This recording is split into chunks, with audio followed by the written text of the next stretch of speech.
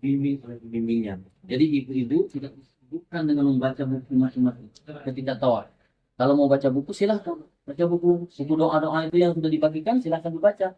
Di mana dibaca? Di bis, perjalanan, di hotel sebelum berangkat silahkan dibaca. Tapi ketika kita tawaf, maka fokuskan mata kita memandang ke Ka'bah.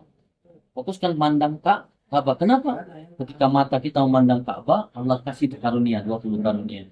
Allah angkat derajat kita 20 dan Allah kumpulkan 20 kedudukan kita.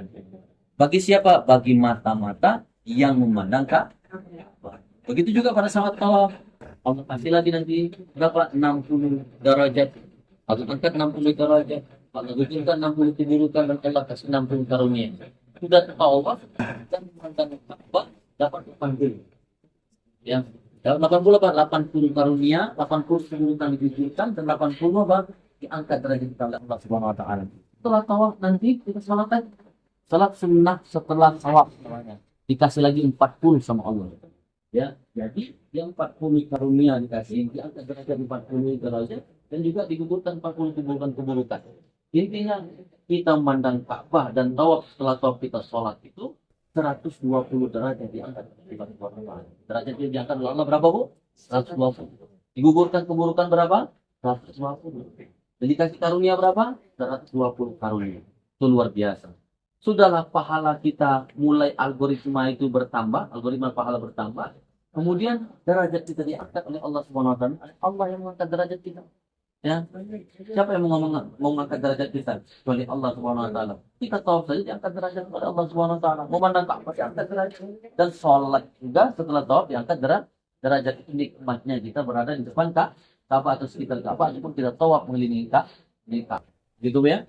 Jadi ya setelah kita niat bibir Ali ya baru kita menuju kota Makkah. Artinya ihram itu di situ ada niat ya mengenakan pakaian ihram di mana di miqat.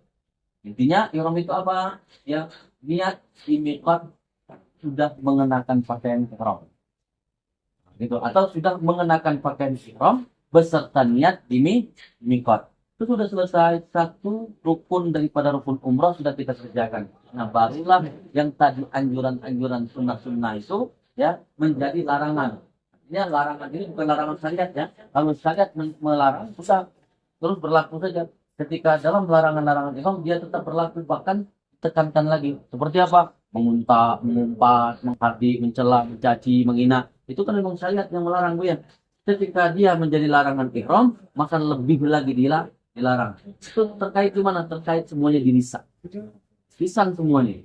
Wala rafaka, wala fusuqa, wala jidala. Tidak boleh kita berkata-kata mesra, berkata-kata mesum, berkata-kata yang maksudkan hasrat, ya, berkata-kata yang berkaitan dengan lesbian, ya, itu juga boleh.